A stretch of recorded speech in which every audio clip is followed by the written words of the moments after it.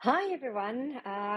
Thank you so much for joining me here in NFT Paris. And let's talk about empowering women to shape Web3. And so, who am I and why am I talking about this? So, I'm Beauty and the Punk. I've been into NFTs and Web3 since 2017 when I have claimed this lovely CryptoPunk that you see here next to the slide. So here I am. I am a woman in Web3. There are not many of us around, as you know. I'm actually quite happy to see the crowd that we have in NFT Paris. But if you join some more, some other spaces, this is really not the case. And why is that? And that's a little bit what we're going to talk about today. And why empowering women and why shaping Web3. Like we need to empower women so they don't follow, they go together. They lead their own groups. They will be with the crowd and not following the crowd. And to shape Web3, because women have not been early to tech events. So we have tried to reshape spaces. We have populated spaces like Web1, Web2 especially, to cater to our experiences and our needs and to join communities and add to it. But how about we help shape Web3 to more broader communities and broader experiences and a lot more that we have to offer? And bear with me because Anon here, thank you all very much for allowing me to remain anonymous in Web3 space. I know we all understand how that goes. So I'll be saying next slide, please, and I shall start with that. Thank you. So as we inherently know, and I think this is a meme that a lot of people have seen before. Like we have very different beginnings in life. Like girls, we are taught about to focus on social skills, on image, how to present ourselves within society. And boys, oh, boys are taught to explore, to grow, and that they can conquer really pretty much any field they want. Those are very different beginnings in life, and it kind of builds your expectations of what it is that you can do and how much you trust yourself to start something new and especially to fail on it. Next slide, please. And we would very much like to move to this future, right, where things are more equal, where it doesn't really matter your gender or your sex, and it really matters what it is that you want to do. So we want to move towards a more balanced upbringing, and skill development will be for everyone, independent of your sex and gender. However, this is not currently the case, and women are incredibly underrepresented in tech. Next slide, please. And because women are not taught financial skills, and I know, I will say this, I know that most people are not taught financial skills, but women have like this extra taboo on the subject. And a lot of us are brought up thinking, being told, not thinking, being told that the men will provide. And this is changing. I know we all try to do that, and we are all trying to make those changes. However, most of us that are, in our 20s, 30s, and forwards, we have not been brought up that way. So we tend to be incredibly risk averse. And because crypto is seen as a risky investment, especially according to women, only about a quarter of cryptocurrency investors are women. It's really low. And in the tech industry overall, women remain underrepresented in leadership and technical roles. According to a report by Girls Who Code, about women hold about 24% of computing jobs, and I think about 7% of tech startup founders are women. So it's not really surprising to any one of us to find out that less than 10% of Web3 developers are women. And I know for myself, and I think most of us can count on one hand how many women devs we know. Women have not been early to tech events, so there are not many women with large wallets, as we know a lot of guys have. And therefore, we're not usually the big collectors or the big investors. We do buy NFTs and we do invest in the space.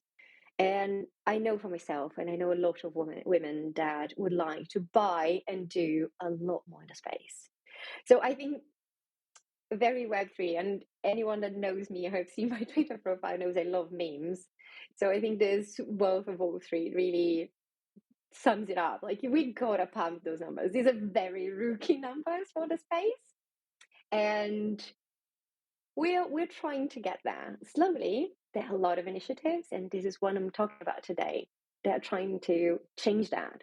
However, what do we have to overcome to change that? Next slide, please. What are some of the challenges and barriers that we face in the space? Next slide, please.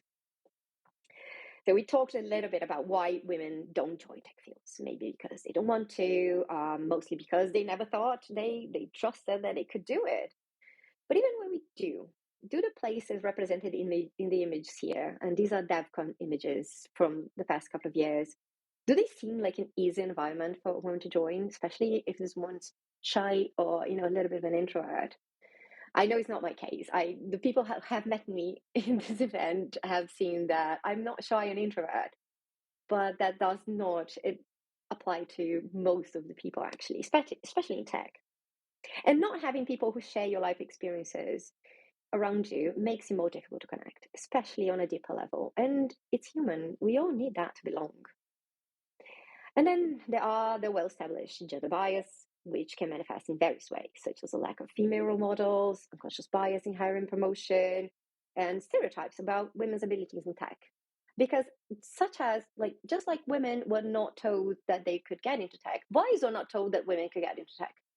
Like it was just the way things were. And there's a lot of mentality that we have to change. There's also the lack of access to funding. Women-led projects and startups, they often face significant challenges when accessing funding and investment capital. I think it was from last year, a Bloomberg article that said that women founders secured 2% of venture capital money in the US in 2021. And Boston Consulting Group did a study, also recent, that showed only 13% of founding teams included at least one woman, and just 3% of companies had a team that was exclusively female. Do we need exclusive female teams? Not that we need to, but it shouldn't be so rare. It should just be normal that women get together and have these ideas and want to do a project together, just like guys do. It shouldn't be that different. But 3%, that's incredibly appalling, right? And not to mention lack of mentorship and network opportunities. Mentorships, they usually come from a bond between the individuals. These bonds are more easily created when people share experiences, and that's just human. It just works that way. And the lack of female role models and leaders, it really greatly reduces these mentorship opportunities. And those mentorship opportunities, they will reduce your network capacities, the breadth of network that you manage to get, how many opportunities you get to advance in your career because you just either you don't know of them, or there's already someone for the role because they know of this person, they know their capacity, and just they don't know of you.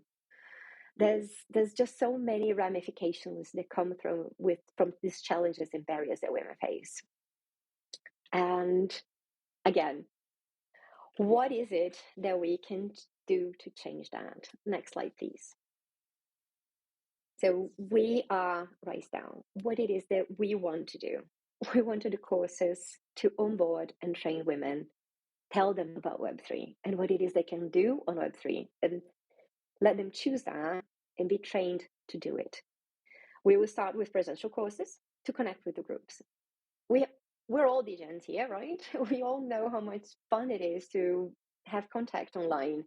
And then we see each other in person and we look in each other's eyes. And it's just, we know it's a deeper bond. We know it's much more special. And we look forward to these events. So if we want to start talking to people that we actually don't even know, we think it's the greatest way to do it is actually do it in face first. We want to gather these people in a room, talk to them, make sure that they can trust us. That's another thing. Like women, they have not been told they can get into tech, right? And then they take the leap and okay, I'm going to do it. And I've heard from a lot of women that have tried to get into these fields and started coding, that they didn't feel comfortable voicing their concerns and their doubts or any problems that they had while learning in a largely male group. Like maybe the guys would be great and they would be very welcoming and receptive and helpful, but it's just a barrier you have to overcome. So we want to foster them in a space where they feel safe first, to have those basic questions answered, and then we throw them into the deep end if that's the case, but not go straight there. So we want to establish this really genuine relationship where they know they will find support to overcome the obstacles that they see. We'll offer both courses focused on technical and on social skills, catering to so many varied roles that we see on Web3. We definitely want to see women devs building the space that we want to inhabit, expanding the variety of experience that we have in Web3. But we also know the lack of great community managers and content creators for all the projects and businesses that are being built in the space. So we want to teach women about the space, truly onboard them so they can use their amazing social writing, designing skills also in Web3. Not all people that are coming to Web3 are devs, and they shouldn't be, because this is a very broad community and we have so many roles that need to be filled. And people should use the skills that they have, expand them, and their fortes to really be themselves in the space. And I think it's one of the best things you can offer. So using their skills that they have, the places that they feel comfortable on, or if they want to move somewhere that's not comfortable, we'll help them get there. But there's so much that we can do. Next slide, please. But who are these people, right? Who are the people that we're going to work with first? Our first projects are focused on working with Ukrainian refugees and underprivileged Brazilians, because I actually don't know if many people of you know, I am Brazilian, or you could have been, right? So we're starting with these two groups. Ukrainian women, they have been displaced. They might not know what jobs they can find, where they are currently located, because arriving in a new place, you have no network and there's a language barrier. Even if they do speak English, many countries will not have this breadth of opportunities for them to work in that language, and they will not know the local language. So what then? What if they want to go back home? What if they want to rebuild their homes and their lives in their home country? How they support their families? How are they going to rebuild their lives? And Web3 and this type of work will really enable them to rebuild their lives whatever they wish and with dignity. Do they want to start working now and build their lives where they are? And if they so choose, again, pick everything up and go. They can. And being able to do that with Web3, I think it's amazing for the space. It shows the whole world what we're all about. We're about inclusiveness and being able to do what you want, being respectful and collaborative to the space in the best way that works for you. I think we can really do that, and I'm really happy that we have this program in motion for Brazilian women, like underprivileged Brazilian women from these underprivileged backgrounds. They might actually, against many odds, acquire the education and develop the skills to enter. However, they do find it difficult to get into workforce. There's a lot of conscious and unconscious bias from people in hiring positions. And being able to demonstrate their skills and capacities in even it's an anon or semi-anon world would be a great addition to the ecosystem, to their CVs. They will do a lot of good to their communities through a ripple effect, which is quite known that women do that. If you put a woman in that place, they will bring their communities in, and they will spread the good that they have into their communities. There's a lot of good that they can be done. And lastly, why did they put mothers? Because lastly, women, and in this case particularly mothers, were the first to leave their jobs during the pandemic to care for their families. And having work that provides them with some flexibility might come a long way to keeping these women in the workforce. This will allow them to keep earning even through these strenuous times. Women have now this gap in their CVs. They might know how to get back into the workforce. They might face difficulties because they have this gap, because jobs, they're not there anymore. Things have changed. And how can we help them navigate through these changes? I think, and I find that the flexibility that Web3 has brought in my life, it's incredible. I am able to be a mother. I am able to create projects that can change lives. It's incredible. It's something I did not expect. Coming from a small city in Brazil, I did not see myself here. And I owe this largely to Web3. And also, I did not get here by myself. We all have help one way or another in life. And it's only fair and just that we acknowledge that. And if we can be that help to help someone move forward, good, great. I know I want to be that. So, next slide, please. So, who are we? Who is it that is doing this? So, we are people that love connecting, that love making changes the way things are. And we all in Web3 and to improve the lives that we can. So, we're working also, you can see here on the slide, with some amazing people that founded Play for Change. They're in Impact DAO. They work with financial inclusion and education empowerment. They work with underserved Brazilian communities for some social transformation, and they bring more opportunities to people that didn't know they had them in their lives through Web3 tools, which is what we're all here about. We have been in crypto or in Web3 for a while, myself since 2017, some people more recent. We do love the space, we have loved building in it, and we want to use it to change more lives as we go along. We already have, as you can see in the slide, we have Michelle Galvão.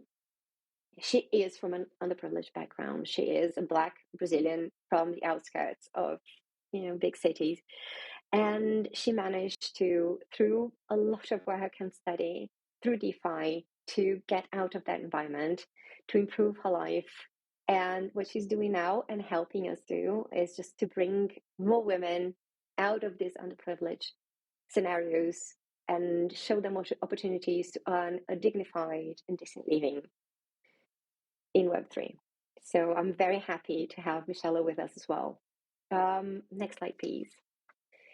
And some of our partners and sponsors, because it has to be a genuine connection, we are working with the One Community. They're based in Kiev, and they are a female-led IT recruitment community.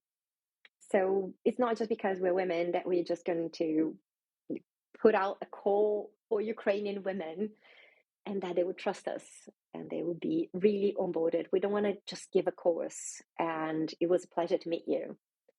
This has to be real, and that has to be more, it has to be permanent. It has to be a substantial change to their lives. So we're working with them to reach these women, to really make them see and understand us, and bring them together. In Brazil, we have some governmental partners, and they are sponsoring and are providing us with places and infrastructure to have the courses. And not to mention technical partners who will help with the training and the curriculum itself. So I don't know if I have time for the next slide, please. Yeah, so that's it. You can find us through RiseDAO on Twitter, my Twitter, the Beauty and Punk, and become a sponsor or